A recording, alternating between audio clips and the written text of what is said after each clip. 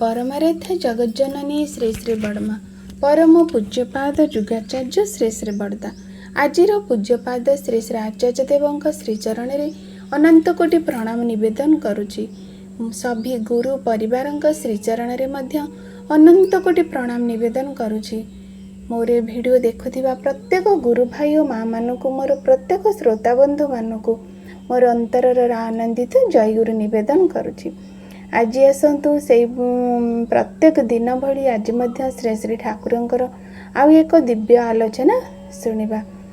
आज प्रकृति आलोचना रही आमे माने काली विवाह उपर आमे माने आलोचना रे जानी किपरि भाबरे विवाह फल गोटे मनीषर भाग्य भी परिवर्तन हो जाई पारे आ मनीषर जन्म जन्म भी नष्ट हो जाई पारे। आज वीडियो माध्यम रे आमे जानिबा किपरि भाबरे विवाह करने को जाउथिबा प्रत्येक पुओ और झियो माने जे माने वर्तमान समय विवाह करने पे उपयोगी अछंती बा करूचंती सेमानकर प्रकृति प्रशिक्षण नहीं चंती कि बा विवाह विषय रे सेमानकर किछि ज्ञान अछि तो ताहले सेमानको विवाह करने को दियंतु। नहेले जदि कोनोसी प्रशिक्षण बा कोनोसी ज्ञान विवाह विषय न थाए ताहले तांकर वैवाहिक जीवन निश्चिंत भावरे अंधकारमय हो जाए। आसुथिबा जीवनर प्रत्येक समस्या रे सेमाने झुंटी पड़ती जहाँफल कि सेठी तांकर विवाह विच्छेद हो जाई पारे। नहले जदि भी विच्छेद न हुए तांकर वैवाहिक जीवनर जो सुख शांति आनंद से माने उपभोग करि पारंती नाही। ताले मनरे प्रश्न आसे प्रशिक्षण कौन विवाह तो करबा किपरि भाबरे पुणी ता भितरे गोटे तांकर पुणी प्रशिक्षण नबा कौन।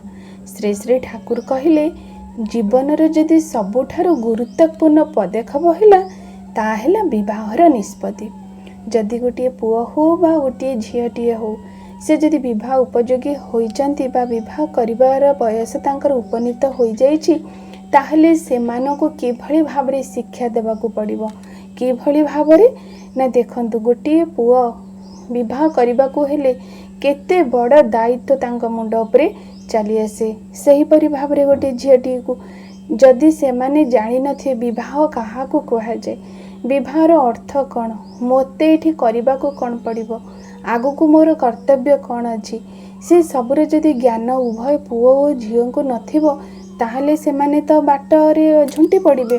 जेपरि भाबरे आमे जदि गोटे उदाहरण दिले जानि परिबा जदि आमे गोटे रास्ता रे जाउजे से रास्ता रे केते ओणाओसारिया रास्ता अछि कोटी खाल अछि केउठारे बहुत गड़ाणी अच्छी केउठारे उठाणी अच्छी जदि से गड़ाणी रे हमको गाड़ी टी किपरि भाबरे चलेबाकू पड़िबो उठाणी रे किपरि भाबरे चलेबाकू पड़िबो खाल थिले किपरि भाबरे चलेबाकू पड़िबो जदि अणओसारिया अच्छी गाड़ीटीर गति क्यों माने केते मात्रा रे रहिबाकू पड़िबो जदि एई सब किछर ज्ञान हमको नथिबो ताहले हम निश्चिंत भाबरे सेठी दुर्घटनार सम्मुखीन होइथाउ। ठीक सही परि वैवाहिक जीवन यात्रा जदि विवाहर माने मोर स्त्री जदि स्वामीटीए होचंती ताहले मोर स्त्री प्रति कर्तव्य कौन विवाह परे बापा माँ प्रति कर्तव्य आहुरी बढ़ी जाए आउ गोटे परिवार तुम घर सहित जोग माने जोड़ी हो जाए तांकर परिवार सहित भी मोर व्यवहार किपरि हबा दरकार। मु खाली विवाह तो माने करूनी गोटे संसार को बा समाज को सुसंतान दान करी जोटा कि आम परिवार आगामी वंश परंपरा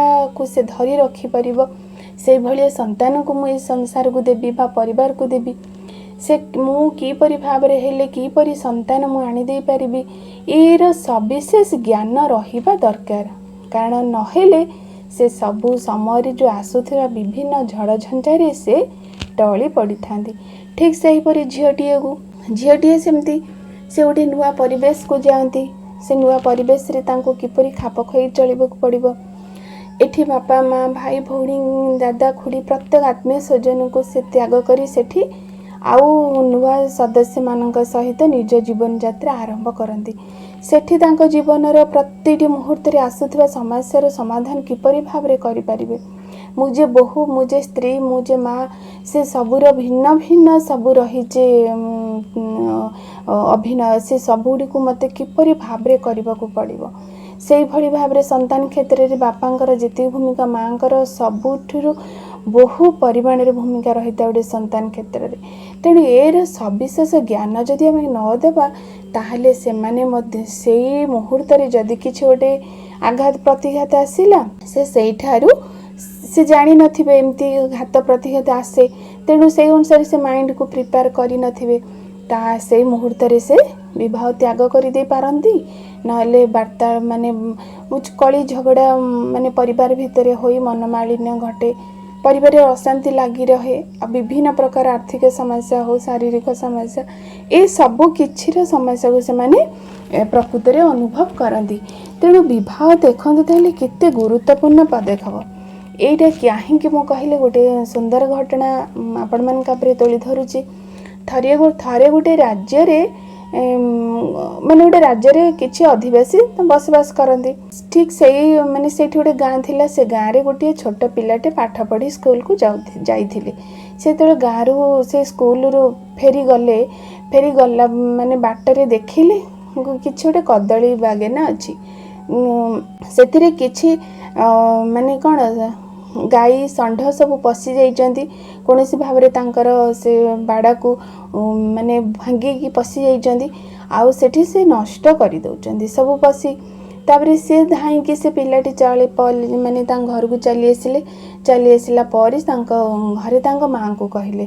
तापरे माँ को कही सेठी किछि समय होला। तापरे से जो घर लोक माने जहार से बाड़ीटे उजाड़ी जाउथिला नष्ट कर दउथिले से पशु माने, तापरे घरे जाई कहले।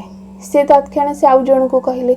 एपरी भावरे जीवा भितरे तांको कदली बागेनाटी संपूर्ण भावरे 3 भाग नष्ट हो जाइथिला। तापरे से कथाटी जाई से गाई गुड़िक जार तांको नारे से राजा आगे से जाई कंप्लेन कले। तेरे राजा ये सबुर सविशेष विवरणी शुणिले। हठात राजा कहले ए जो पिलाटीर बापा माँ को डाक। बापा माँ आसिले। तापरे से बापा माँ को पचारे तुम्हें कौन ये जो पिलाटी को तुम्हें कौन शिक्षा एतिकी देन जे से जदि जीवा भितर जदि गाई गुड़ी को पशि जाइथिले से तो चाहिए तड़ी दे पारि थांते सेठी, ताहले से न करी सेठी एते बाट आसी ए सब एते विलंब हेबा फल जनकर बाड़ी नष्ट हो गला। एपरी भाव में कहले। तापरे से पुणी कहले आपण मान को माने आपण माने केउटे से समय तो गुरुकुल आश्रम थिला, आपण को गुरुकुल आश्रम रे शिक्षा लाभ करथिले। से तांका ना कहले। तापरे से गुरु को डकागला। तापरे संपूर्ण रूपे दोष से गुरु को दिया गला। राजा कहले तुम्हें कहीं ए 2 जन को विवाह पई अनुमति देल। जदि विवाहर अर्थ बुझंती नहीं, विवाह पर कर्तव्य कौन जानती नहीं, विवाहर परिभाषा बुझंती नहीं, ताले सेमान को विवाह करिवार अधिकार तुमको किए देला। एपरी भाव में से दिन से न्याय थिला। तापरे से माने सेठी कह जाइए से दोष बा दंडित कराले से गुरु को, कहीं से उचित शिक्षा बा सत शिक्षा दे नाहंती से जे दंपति को सी मध्य से शिक्षा तांको पिला को देना। ताहले देखंतु एठिरु आमे अनुभव कले जो घटनाटा मध्य ताहले किपरि भाव रे जने बापा माँ को प्रस्तुति हवा को पड़िबो। प्रतिटी क्षेत्र में प्रतिटी पदक्षेप मनीष को यही भाव में मन को माने मेकअप करने को पड़ो, माने भाविबा को पड़ो जे विवाह माने करने को गले आमर केते गोटे बहुत बड़ रेस्पॉन्सिबल आम आखु को चली आसे। तेणु आज समय देखा जाए आम मैंने देखू जे प्रकृति विवाह माने 2टी मन मिलीगला, बस भल चेहरा चॉइस आमर होगला, विवाह करदेलु। ता पर मुहूर्त कौटी तो झील पुओ घर परिवेश दे खाप खई चली पारिले नहीं, बा पुओ झीटीर उपयुक्त परिचर्या बा तांकर रक्षणाबेक्षण दायित्व ठीक से भाव में करिपारिले नहीं, जहाँ फल कि से मतभेद घटिला। कौटी मतभेद डिवोर्स उपरे जाउची तो कौटी मतभेद जीवन सारा अलग होगी रहउचंती, बा जीवन सारा एका संगे रहिले मध्य झगड़ा कली रही घरटी अशांति माने जोटा कि वैकुंठ परिवार रहिबा कथा सेटा झगड़ा कली अनर्थरे गोटे नरकर परिवार हो जाए। तेणु ताल केते गुरुत्वपूर्ण देखंतु गोटे विवाह पूर्वर पुओ झी मानू से सविशेष ज्ञान दबा।